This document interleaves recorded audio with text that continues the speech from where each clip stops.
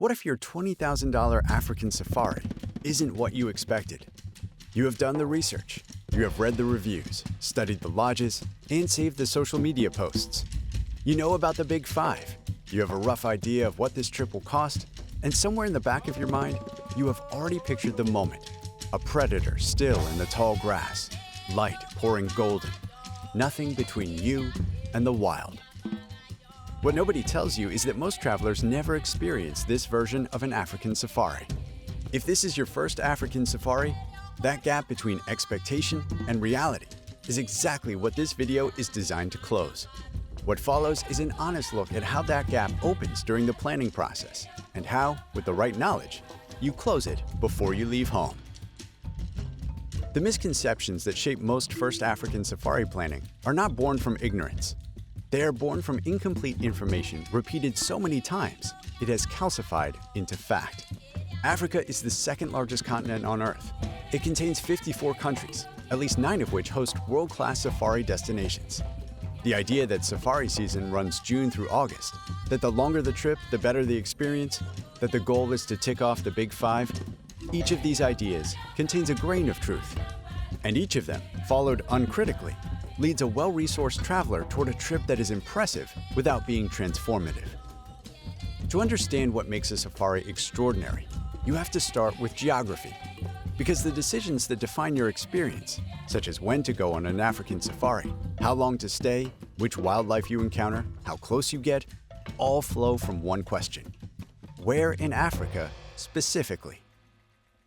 We are going to answer that question through 4 countries: Tanzania, Kenya, South Africa, Botswana. And we will treat Kenya versus Tanzania safari not as a ranking, but as a distinction, because they are 2 genuinely different experiences, and understanding the difference is the first decision that matters. We are using the Serengeti, the Masai Mara, Sabi Sands, and the Okavango Delta because they're the most reference points of entry into each country's safari conversation. The goal is not a complete map of African safari destinations, and is rather a framework for thinking about any of them correctly. Once you understand why the Okavango costs what it costs, you understand Linyati. Once you understand what Sabi Sands is doing that Kruger cannot, you understand every private concession in Africa. These 4 destinations are the lens, not the limit. Tanzania is where the idea of the cinematic safari was born, and where the Great Migration makes the experience real. Serengeti National Park is one of the most storied wildlife corridors on the planet. The wildebeest migration moves through it on a circular annual path, and the question of when and where to intercept it has a genuine answer that most travelers either mistime, or misexpect. The best time to go on an African safari in Tanzania depends entirely on what you want to feel and how you want to share the experience. The honest answer is more specific than most travel content will give you. From January through February, the calving season concentrates in the southern Serengeti National Park near Ndutu. Newborns arrive by the thousands. Predator activity is so dense it reads as theatrical. And this is also the green season safari, when rates at luxury properties drop significantly because crowd density thins to almost nothing. The sunlight after rain carries a quality that wildlife photographers pursue specifically. The green season safari is Africa's best-kept secret, and the version of safari experienced travelers protect like a trade secret. By July, the herds have crossed north into Kenya. The Mara River crossings begin, and the wildebeest migration spectacle earns every description it has ever received. But July in Tanzania is also peak season, highest prices, highest volumes, and the clearest reminder that you are not the only person who reads the brochure or sees the posts on social media. At the luxury safari tier in Tanzania, you are typically looking at tented camps positioned within or adjacent to private concessions bordering the national park. A well-positioned camp during calving season at the right concession near Ndutu means the wildlife comes to you rather than you hunting it. The distinction between a camp inside the action and a lodge at the park boundary is the difference between watching the Great Migration and being inside it. How much does an African safari cost in Tanzania? A well-designed luxury Tanzania safari in 2026 runs between $1,200 and $2,500 per person per night. For a 7 to 10 night itinerary, That translates to $12,000 to $25,000 per person before international flights, a number that includes private guides, fly-in transfers, all-inclusive meals, and exclusive concession access that is not reachable any other way. In the Kenya versus Tanzania safari conversation, Kenya is where the emotional scale lives. The Masai Mara and the vast open savannas of East Africa give you the horizon that first-time safari travelers picture when they close their eyes. The draw is drama, spectacle, and the particular feeling of being small inside the vastness. By July, when the wildebeest migration has crossed north from Tanzania, the Mara River crossings are among the most emotionally charged wildlife events in the world. The Great Migration spectacle is real. It is also shared. During peak season in a national park, your vehicle will be one of many at a sighting. That is not a flaw, unless you came expecting solitude. The best time to go on an African safari in Kenya for travelers who want scale and the full migration drama is July through October. But the green season in Kenya is roughly November through April and delivers a version of the Mara that most first African safari travelers never consider. Fewer vehicles, lower rates, resident wildlife still present in strong numbers. For the traveler who values depth over spectacle, the green season in Kenya is often the better answer. Is an African safari safe? It is among the most common questions we hear from first-time travelers. And the honest answer is that the question reveals a misconception more than a genuine concern. The Kenya Professional Safari Guides Association mandates over 400 hours of certification covering animal psychology, vehicle evacuation protocols, and real-time radio coordination with backup teams. A senior guide has logged upward of 5,000 hours reading the microsignals of an animal. An ear flick, a shifted stance, a change in breathing. These all determine how close is close enough during your viewing experience. Statistically, established safari operations in Kenya rank among the safest adventure travel environments in the world, safer by measurable comparison than urban driving or skiing. The real risk on a Kenya safari is not the wildlife. It is booking without verifying who is guiding you. In the Kenya versus Tanzania safari conversation, both countries belong to East Africa's open savanna tradition. South Africa stands on a different model, and understanding that model is what separates a Kruger safari from a Sabi Sands experience, two things that share a fence line and almost nothing else. Kruger National Park is world-class wildlife country. It is also a public road. Guides follow gazetted routes. Vehicle volumes at popular sightings can reach 15 or more during peak season, and off-road tracking and night drives are not permitted. The African safari you are imagining does not happen on a public road. Sabi Sands and Mala Mala, luxury safari lodges bordering Kruger National Park, operate under a different framework with different restrictions. Guides drive off-road, conduct night drives, and commit to a single wildlife sighting for as long as the animal will give it. The average number of vehicles at a sighting inside Sabi Sands is 2. The leopards of Sabi Sands are the clearest illustration of what decades of low-density, respectful, consistent human presence in a controlled concession produces. Guides will stop within feet.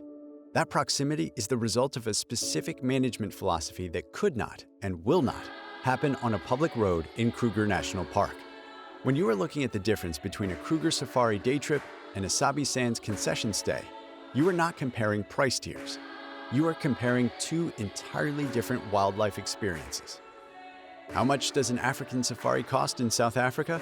At the luxury safari lodge tier, you are looking at $1,200 to $2,500 per person per night inside a private reserve, with accommodation typically capped at 12 to 20 guests. Guide-to-guest ratios run between 1:4 and 1:6. The guides themselves hold Field Guides Association of Southern Africa certification at Level 2 or Level 3, a qualification covering wildlife behavior, emergency first aid, and professional situational response. What luxury means on a South Africa safari has also shifted considerably in the last decade. Electric game vehicles now operate in roughly 40% of South Africa's private reserves. Without the diesel rumble that animals register from hundreds of feet away, you get closer. Your guide speaks at a normal volume while a leopard feeds 50 feet away. You hear the ecosystem rather than your own engine. Internal transfers are worth naming too. A flight from Johannesburg to Sabi Sands takes 30 minutes. The road alternative takes 6 hours. Light aircraft charters between camps add $1,500 to $3,000 per person on a multi-camp itinerary. But for luxury safari lodges positioned deep in private concessions, they are functionally non-negotiable. In a responsibly managed South African private reserve, a meaningful portion of every guest's night flows directly into anti-poaching operations, community education programs, and habitat restoration. The more community trust in South Africa has made this financial loop legible and verifiable. The decision of where to stay is not only an aesthetic one. The vehicle you see on the horizon at dawn inside a well-managed reserve is not necessarily another tourist. It could just as easily be an anti-poaching unit that exists because you chose that property over a cheaper alternative outside the protected zone. That is the version of luxury safari that is genuinely difficult to replicate anywhere else. If a South Africa safari gives you proximity, and Kenya versus Tanzania safari gives you scale and drama, a Botswana safari gives you something that is harder to name and easier to remember: the encounter with no audience. A Botswana safari operates around a deliberate national philosophy: low-volume, high-cost tourism designed to protect the ecosystem by limiting the number of people inside it at any given moment. The Okavango Delta is a branching inland river system that floods annually, creating one of the most biodiverse wildlife ecosystems on the continent and the world. Elephant, lion, leopard, wild dog, hippo, in densities that have to be experienced to be understood. The average number of vehicles at a wildlife sighting in Botswana's private concessions is often one: yours. The best time to go on an African safari in Botswana depends on what kind of encounter you are looking for. The dry season, roughly May through October, concentrates wildlife around diminishing water sources. Predator sightings intensify. Elephant herds gather at remaining waterholes. The photography conditions reach a particular density and drama. The green season safari in Botswana, ranging from December through March, transforms the Okavango Delta. Floodwaters arrive. Bird life explodes. Newborns appear across species. Rates at many of the top luxury safari lodges in Botswana drop. For travelers who have experienced peak season Botswana, the green season safari often becomes the version they return for. How much does an African safari cost in Botswana? Luxury safari lodges in Botswana are among the most expensive on the continent, and understanding why requires understanding what the country's tourism model was designed to do. Botswana's government deliberately caps the number of beds within its private concessions. Exclusivity is not a marketing term. It is a structural feature of ecosystem management. When you are paying $2,000 per person per night at an Okavango Delta camp, you are paying for a guide-to-guest ratio that enables off-road tracking and sustained wildlife sightings that redefine what an encounter can be. You are also paying for access to a water channel system navigable only by a mokoro, the traditional dugout canoe, meaning your morning game activity may involve drifting silently through lily pads while a hippo surfaces 15 feet to your left. Electric game vehicles now operate in more than 60% of Botswana's private reserves, a higher rating than anywhere else in Africa. The silence is not incidental to the Botswana safari experience, but central to it. The African Parks Network, which manages multiple concessions in Botswana, has made the conservation funding loop public and verifiable. Anti-poaching operations, community benefit programs, and long-term habitat restoration are financed in direct proportion to nightly guest rates at luxury safari lodges in Botswana. Botswana supports an estimated 130,000 elephants, roughly one-third of Africa's total wildlife population of that species. The reason those elephants exist in the numbers they do is a direct result of the tourism model you enter when you book a Botswana safari concession. Conservation in Botswana is not a brand positioning exercise.